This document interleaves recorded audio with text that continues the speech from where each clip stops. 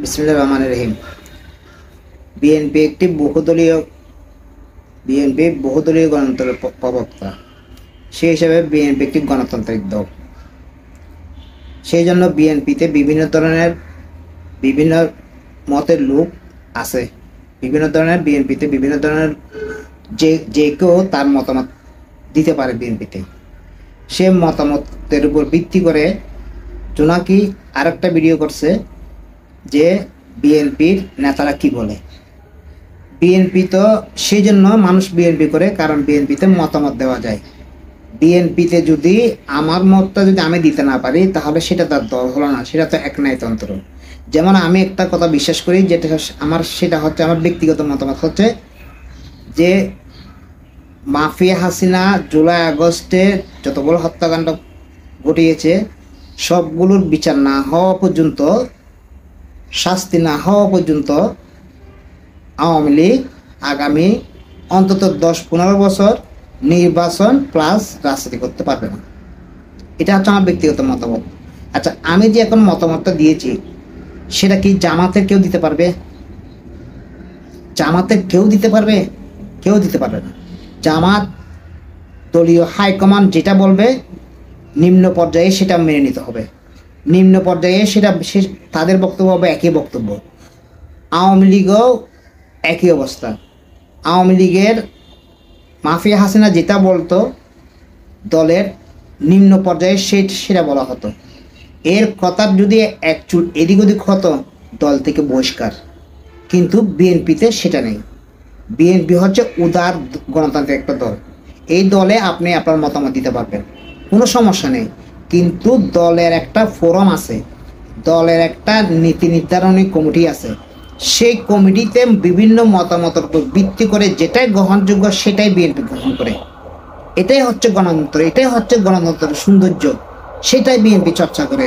এখন বিএনপি কোন নেতা কি বলছে সেটা খালেদা জিয়ার বক্তব্যের বিপরীতে গেল কিনা, জনাব তারেক রহমানের বক্তব্যের বিপরীতে গেল কিনা, এটা বড় কথা না।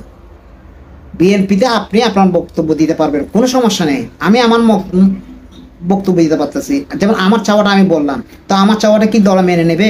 মেনে নেবে না। যদি দল মনে করে আমার চাওয়াটার মধ্যে যুক্তি আছে, আমার চাওয়াটার মধ্যে মেরিট আছে, আমার চাওয়াটার মধ্যে জনগণের আকাঙ্ক্ষা আছে, তাহলে হয়তো দলের স্থায়ী কমিটি মিটিংয়ে সেটা আলোচনা হবে, সেটা নিয়ে আলাপ করবে দল।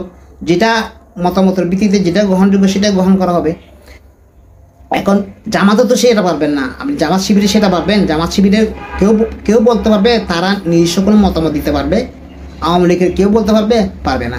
এখন সেটা বিএনপি সেই চর্চাটা করে, বিএনপি সে গণতন্ত্রের চর্চাটা করে বিদায় বিএনপির নেতারা কে কী বলছে সেটা বলতে পারতেছেন। আপনি জোনাকি সেটা বলতে পারতেছেন। আর বিএনপি বলতেছেন যে বিএনপি এখন ভারতের সুরে নির্বাচনের দাবি করতেছে। বিএনপি ভারতের সুরে কেন দাবি করবে? বিএনপি যদি আমার ভুল না হয় 5 আগস্ট শেখ হাসিনা পালানোর পর 7 তারিখ বিএনপি একটা সমাবেশ করছিল। সেই সমাবেশটা নিয়েও অনেক সমালোচনা ছিল, কিন্তু আমার মতে বিএনপির সেই সমাবেশটা ছিল সঠিক সিদ্ধান্ত। এবং সে সমাবেশে 3 মাসের মধ্যে নির্বাচন চাওয়া হয়েছিল। পরবর্তীতে আবার মির্জা ফখরুল ইসলাম আলমগীর সাহেব সংবাদ সম্মেলন করে 6 মাসের মধ্যে নির্বাচন চেয়েছিল। পরবর্তীতে আবার এসে বিএনপি সেখান থেকে পিছনে আসছে, বলছে যে যৌক্তিক সময় নিয়ে সংস্কার করে তারপর নির্বাচন দেয়। তো যুক্তিসঙ্গত দেওয়া হয়েছে। এখন বিএনপি নির্বাচন হচ্ছে। এখন বিএনপি নির্বাচনের ছাওয়ার সাথে ভারতের নির্বাচনের ছাওয়া মিলে গেল, সেই জন্য ভারতের প্রেসক্রিপশনে বিএনপি চলতেছে। এটা তো চিন্তা করার কোনো মানে হয় না। বিএনপি সর্বমোট 4 বার ক্ষমতা আসছে। 15 ফেব্রুয়ারি নির্বাচনটা বাদ দিলে 3 বার। আচ্ছা, 3 বারের মধ্যে দেখেন তো কোন বারে বিএনপি ক্ষমতায় আসছে ভারত লাভবান হয়েছে? শহীদ প্রেসিডেন্ট জিয়া রহমান আমলে শহীদ প্রেসিডেন্ট যখন রাষ্ট্র ক্ষমতা ছিল তখন কি ভারতের পক্ষে হয়ে কাজ করছে? ভারতের পক্ষে কাজ করছে? করে নাই। বিএনপি যখন 91 থেকে 96 পর্যন্ত ক্ষমতা ছিল তখন কি ভারতের পক্ষ হয়ে কাজ করছিল? করে নাই। ভারতের পক্ষে যে এমন কোনো কাজ করছে? করে নাই। বরঞ্চ 91 থেকে 96 সম্ভবত বিএনপি ভারতকে হাইকোর্ট দেখাইছিল। হাইকোর্ট বলতে কি, সম্ভবত 91 থেকে 96, না হলে 2001 থেকে 2006 এর মধ্যে রহিম আফরোজ ব্যাটারি ভারতে খুব জনপ্রিয় ছিল। সেই রহিম আফরোজ ব্যাটারিকে ভারত ট্যাক্স বিভিন্ন ধরনের শুল্ক বাড়িয়ে দিয়ে ভারতে নিষিদ্ধ করে দিল। বিএনপি সেটা নিয়ে বিএনপির চেয়ারপারসন আন্তর্জাতিক আদালতে গেছে। আন্তর্জাতিক আদালত বিএনপির পক্ষে রায়, মানে সরকারের পক্ষে রায় হয়েছে। তাহলে বিএনপি তো কোনো আমলে আওয়ামী লীগকে ছেড়ে, ভারতকে ছেড়ে কথা বলে নাই। ভারতের চোখে চোখ রেখে বিএনপি রাষ্ট্র চালাইছে। তাহলে সে বিএনপিকে নিয়ে সন্দেহ করার তো কিছু নেই। ভারত কি বা আর তাছাড়া বিএনপি যদি ভারতের ফিক্সেশনে যদি চলে, বিএনপি যদি ভারতের গোলামি করে, সেটা তো জনগণ দেখবে। হাসিনাকে যেরকম নামিয়েছে বিএনপিকে, সেরকম নামাবে জনগণ। আর আমি নিজেও তো এটা মেনে নেব না। আমি নিজেও তো এটা মেনে নেব। হ্যাঁ, ভারতের সাথে আমাদের একটা সম্পর্ক থাকবে, ভারতের সাথে আমাদের একটা বন্ধুত্বের প্রয়োজন আছে।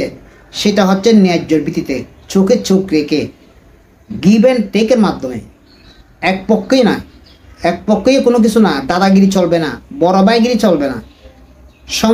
ন্যায্যতার ভিত্তিতে, সম্মানের ভিত্তিতে ভারতের সাথে সম্পর্ক আমাদের প্রয়োজন।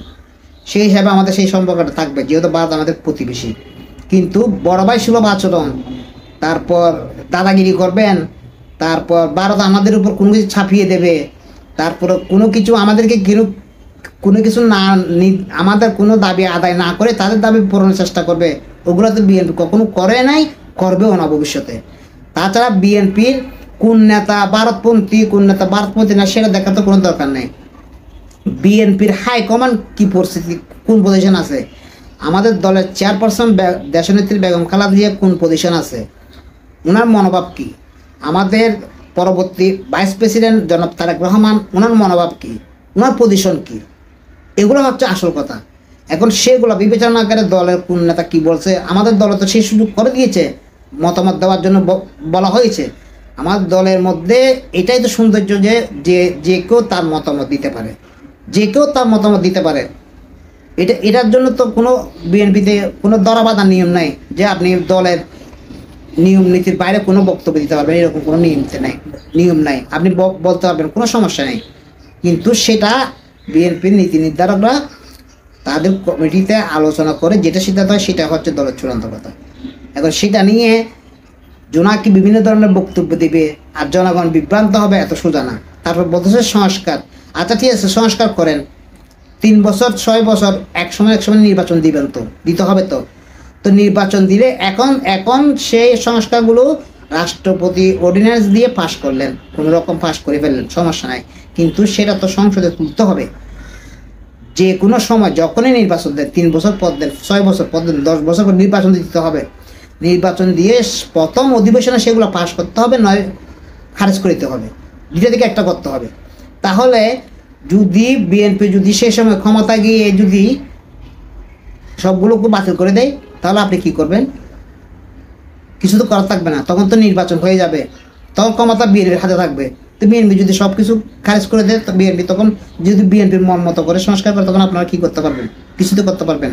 যেমন 111 সরকার সময় 150টার মতো সংস্কার অর্ডিন্যান্স জারি করছিল, 150টার মতো সংস্কার অর্ডিন্যান্স জারি করছিল 111 সরকার।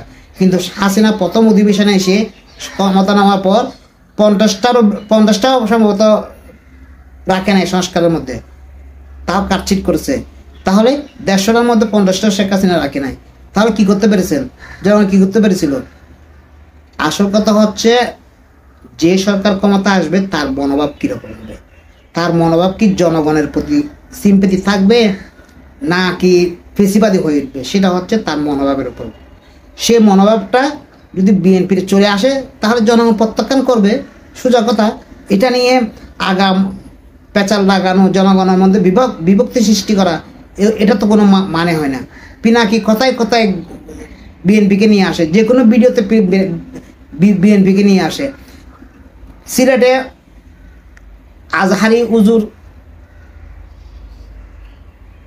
সমাবেশ করতে পারে নাই বা মাহফিল করতে পারে নাই, পিনাকির কাছে খবর চলে গেছে বিএনপি কোন নেতা করছে। এটা বিএনপির কাছে, পিনাকির কাছে সব রেকর্ড আছে।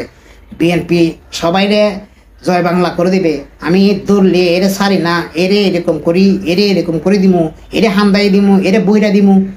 ওইসব কথা ফাও ফেসাল ইউটিউবে মানায়, বাস্তবে মানায় না। পিনাকি একজন জ্ঞানী লোক। তো জ্ঞানী লোক যখন অতিরিক্ত জ্ঞানী হয়ে যায় তখন তার জ্ঞান সবগুলো জ্ঞান একত্রে পাশা দিয়ে টবর টবর পড়তে থাকে। এখন পিনাকির সবগুলা জ্ঞান এখন পাশা দিয়ে পড়তেছে টবর টবর করে, আর সেগুলা লুপে নিচ্ছে জামাত শিবিররা। ওই রকম জ্ঞান হয়ে গেছে পিনাকির মধ্যে। এখন পিনাকি জ্ঞানী, পিনাকির কাছে সব খবর চলে যায়।